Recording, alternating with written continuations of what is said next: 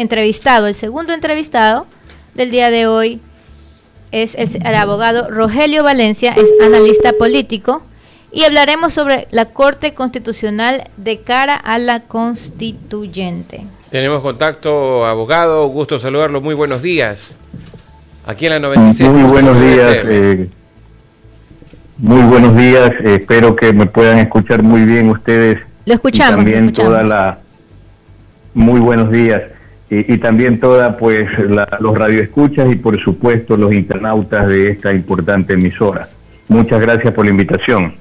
Abogado, sabemos que la Corte Constitucional previno a la administración de Daniel Noboa que convocaría a las autoridades a ser parte de la Comisión Interinstitucional que discuta acciones para la lucha contra el crimen organizado en caso de que se resista a enviar a sus delegados.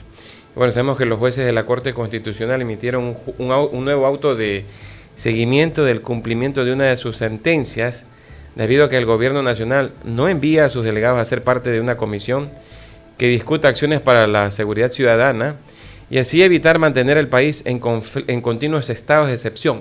¿Cómo ve usted esto como analista político? Buenos días. Muy buenos días.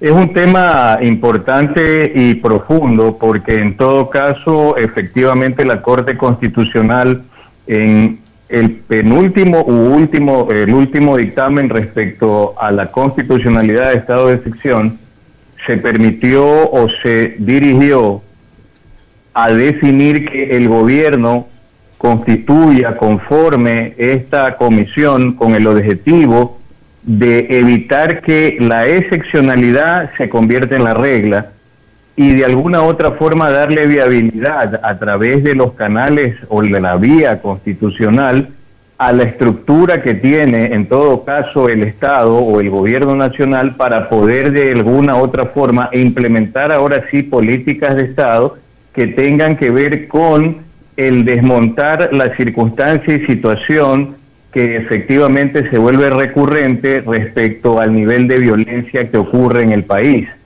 Esto lógicamente ha llevado a que la reflexión sea, si tenemos una figura como el estado de excepción en la Constitución vigente, la idea es que esta figura no sea abusada, sino más bien utilizada para la excepcionalidad y no como una regla general que se convierta ya en una especie de utilización constante para supuestamente con esto darle solución a temas que ya se vuelven recurrentes y no excepcionales. Entonces, en ese sentido, efectivamente el gobierno de alguna u otra manera tendrá que darle viabilidad. Entiendo que ya posterior al 24 de mayo, definir de manera ya firme, conforme lo que la Corte Constitucional ha pedido, la conformación de esta comisión, que es una comisión multidisciplinaria que lo que busca efectivamente es poder de alguna otra forma, más allá de delinear política de Estado, implementarla y solucionar este grave problema que aqueja a toda la población del Ecuador. Muy buenos días, abogado. Sofía Almeida. Muy buenos días.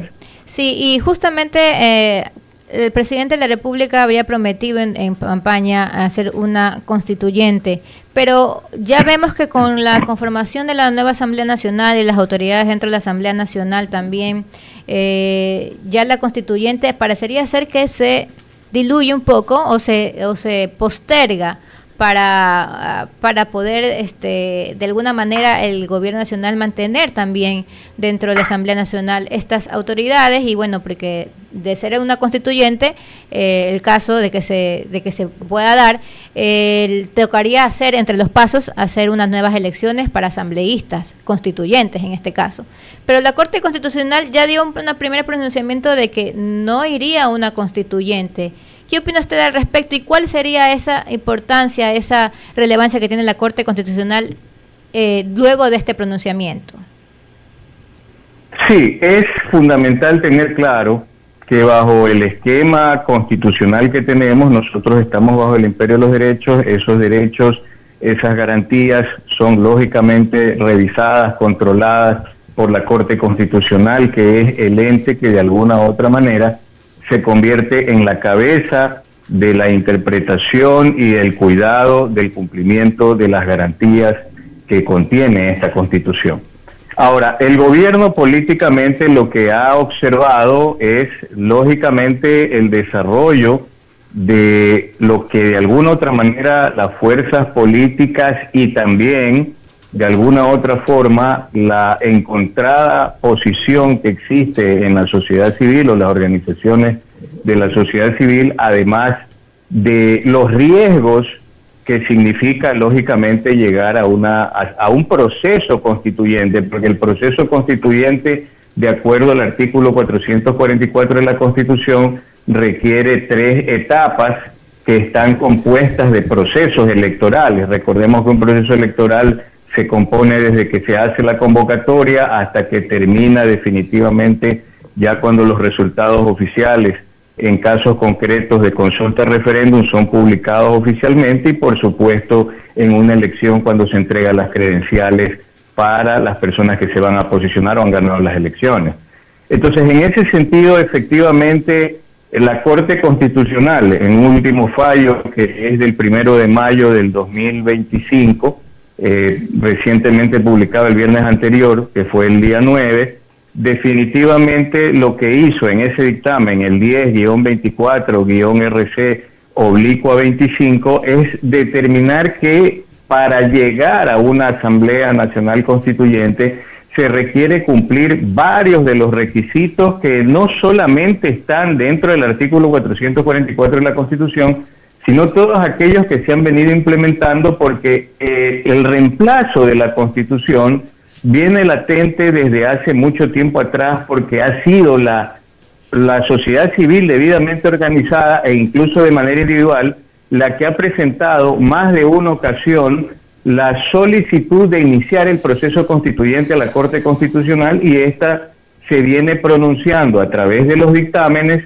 hasta llegar a este más reciente, que fue producto asimismo de una petición hecha por una corporación de docentes e investigadores del Ecuador. Ahora, ahí no dice que no se puede hacer la Asamblea Constituyente, no.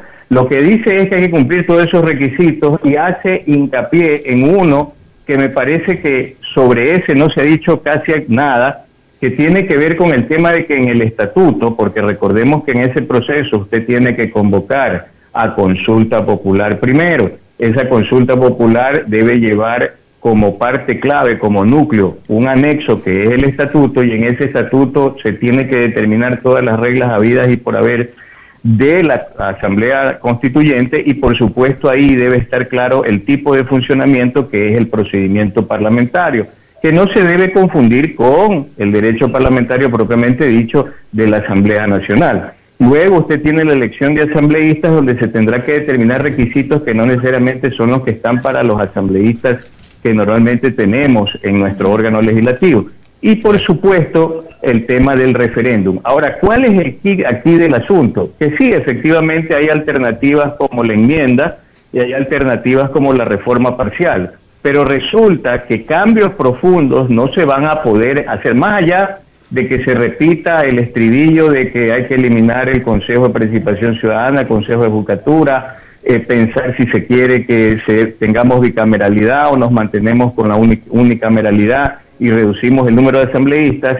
Para muestra un botón de que usted no puede cambiarlo absolutamente todo con una enmienda. Ya hay en camino una enmienda del artículo 119 de la Constitución para mejorar los requisitos de quienes aspiren llegar lógicamente a integrar el órgano legislativo como es la Asamblea Nacional, donde se practica el derecho parlamentario, y se busca que haya un antecedente de conocimiento de esta área o por último del procedimiento parlamentario, que es complementario. Sin embargo, lo que usted no va a poder cambiar con esa enmienda bajo ningún punto de vista es, por ejemplo, en la edad. La edad seguirá siendo de 18 años para arriba, cuando todos sabemos que debería conversarse, tratarse prudentemente de que no sean solo 18 años, sino 24, 25 años en adelante para optar por ser parte de un órgano legislativo, por poner un ejemplo. Y eso no lo puede tocar porque es un tema de derechos y garantías que la enmienda no permite. Lo mismo sucedería si usted, llegando a una reforma parcial, plantea ese tipo de cosas. Ahora, otro tema. Si se va directamente por Asamblea Nacional, como lo está planteando el ministro de la Gasta, tendrán que analizar bien este tema de la mayoría, porque recordemos que a pesar de que tuvieron muy buenas ejecutorias el día 14 de mayo, definitivamente no es que todo fue color de rosas y los resultados fueron raspando entre esa mayoría absoluta, que son 77 votos, a 80, luego 78, 79, etcétera. Entonces, no es que se tiene una mayoría, por ejemplo, si la votación requiriese el tema de una mayoría calificada donde usted necesita 101 votos. Ahí sería un poco más discutible el hecho de poder aprobar, por ejemplo, una enmienda a nivel de Asamblea Nacional. Y si es posible, reformas parciales porque requiere la mayoría calificada, la mayoría absoluta, perdón, pero definitivamente recordemos que esos probables 77 votos seguros podrían fallar o fracturarse en el tipo de tema que se trate, por ejemplo, en una reforma parcial. Por supuesto. Entonces, los cambios constitucionales no es que sencillos, son complejos, pero los profundos solo se podrán hacer a través de Asamblea Constituyente. Sí, y justamente esa es una nota que tenemos que leer, que es sobre la idea de la Asamblea Constituyente. Se descifra por todos estos factores que usted ha mencionado, abogado. Le agradecemos, el tiempo se nos acaba, pero le agradecemos a usted por su análisis siempre y lo esperamos en algún otro momento también para seguir conversando sobre este tema, según cómo vayan pasando las cosas, ¿no? Según cómo se dé, si se da o no se da la Asamblea Constituyente. Aparentemente por el momento todavía no. Gracias, abogado Rogelio Valencia, por estar con nosotros. Bien, mira, siempre agradecido con ustedes. Así.